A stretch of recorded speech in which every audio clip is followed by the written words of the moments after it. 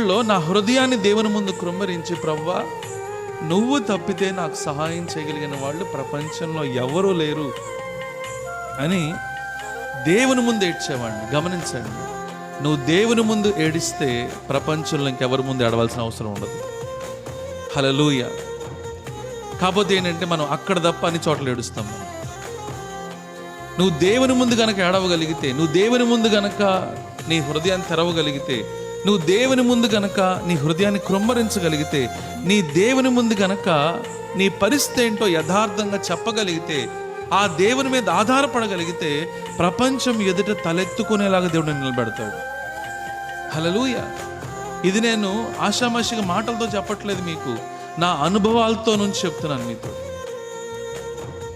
కాబట్టి అయోమయమైన పరిస్థితుల్లో, అర్థం కాని పరిస్థితుల్లో, ఏమీ చేయలేని పరిస్థితుల్లో, చేతగాని పరిస్థితుల్లో వాక్యం